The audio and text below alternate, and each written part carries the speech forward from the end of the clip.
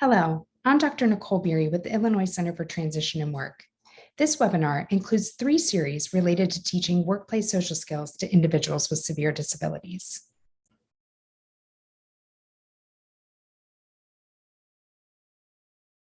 This series is going to focus on the importance of workplace social skills. First, let's talk about what skills are needed for employability. There are 2 types of skills. These include hard skills, which are technical and job specific, and these skills require you to perform a task or series of tasks that are needed to complete a job. The second type of skill are soft skills, and this is often used to describe the social aspects of work and what we call workplace social skills. This will be the topic of this series. And these skills are often associated with communication, teamwork, and other interpersonal skills. So what exactly are workplace social skills? Well, these skills can be placed into 3 categories: work-related, non-work-related, and then both work and non-work related.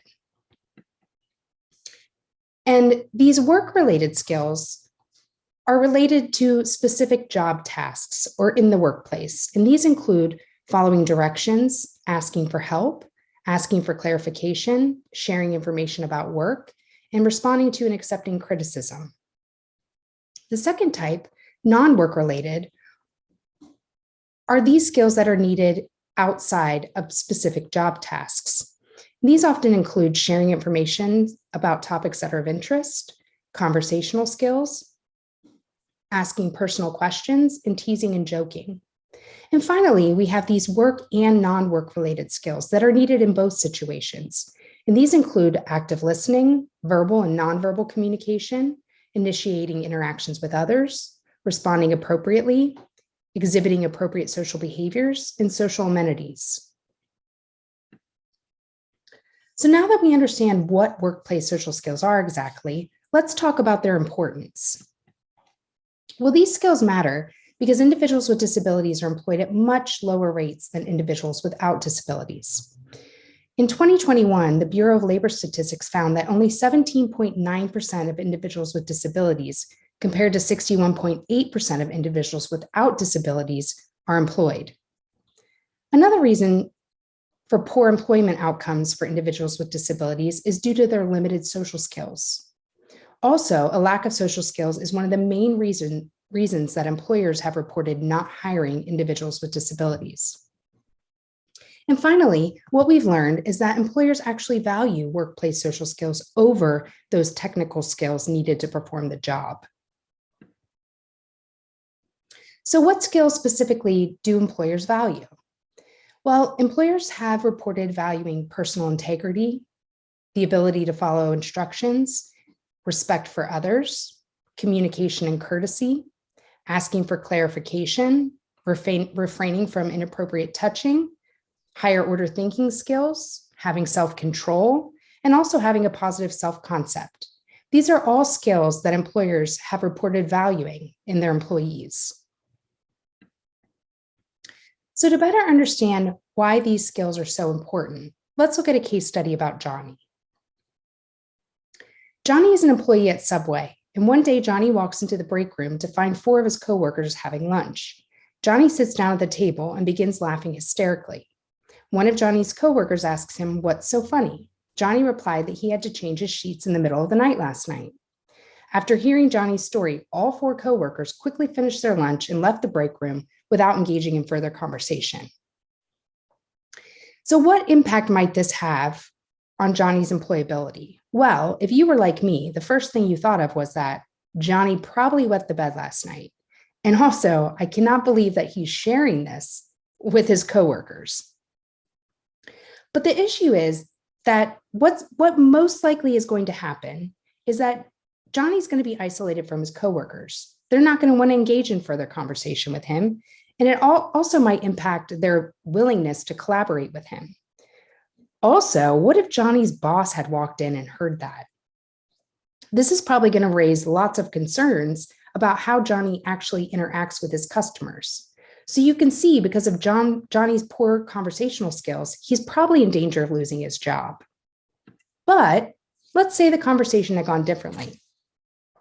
So Johnny walked into the break room this time to find 4 of his coworkers having lunch. Johnny sits down at the table and says, "You guys aren't going to believe what happened to me last night." One of Johnny's coworkers asked, "What happened?" Johnny replied, "I accidentally left my window open and woke up soaked from the rain and had to change my sheets in the middle of the night." All 4 coworkers laughed with Johnny, and one commented, "I bet you won't forget to close your window again." Johnny replied, "No way." Everyone laughed again, finished their lunch, and left the break room together. So if the conversation had gone this way, how might that have impacted Johnny's employability? Well, his coworkers probably would have enjoyed his story and laughed with him, which could lead to potential friendships with his coworkers. His coworkers are probably more likely to collaborate with him. And had his boss walked in, he probably would not be concerned about how he interacts with customers or anyone else. So it was interesting to see that our first assumption was that Johnny had wet the bed. But hearing further detail about what actually happened, it makes sense, right? So you can see here in both conversations how important having good conversational skills is and how it may impact someone's employability. Let's look at another case study about Sam. Sam's an employee at Amazon where she stocks shelves and pulls items from shelves to be shipped to customers. One day, Sam was asked to pull an item for shipment, but was not able to locate the item. Because she could not find the item, she moved on to the next order without filling the previous order. Not good. So what social skills was Sam lacking, and how might this impact her job? Well, she wasn't able to initiate a request for help. And because she didn't initiate a request for help, she wasn't able to fill the order. And the customer probably was very unhappy. And if this happened on a regular basis, my guess is Sam would lose her job. And so Sam's inability here to request for help could have had significant consequences on her employment. But what if this situation had gone differently? So what if Sam was asked to pull an item for shipment, but was not able to locate the item? So she decided to find her supervisor and ask for help. With the help of her supervisor, Sam was able to locate the item and prepare it for shipment. So how might this impact Sam's ability to maintain her job?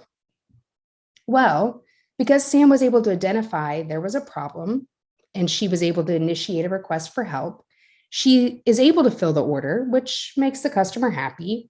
And it also showed her supervisor that she cares enough to ask for help when she needs it. Keep in mind that all jobs require some level of social skills. Some require more than others, but nevertheless, without the appropriate social skills in both Johnny and Sam's case, both could have actually lost their jobs. And this is often what happens to individuals with disabilities. But more specifically, why are these workplace social skills so difficult for some individuals with disabilities? Well, there's 3 reasons. Oftentimes, it's due to limited expressive and receptive language. Also, it can be due to poor social cognition and poor executive functioning. But let's look at these individually. So, limited expressive and receptive language, it affects how we express ourselves and how we receive information. And when these skills are limited, it can impact intelligibility or fluency of speech. It can impact how we understand and comprehend spoken, written, or even sign language. And it also impacts the transmission of messages or the pragmatic use of language. Now, having poor social cognition, which is the thoughts about others and also about ourselves.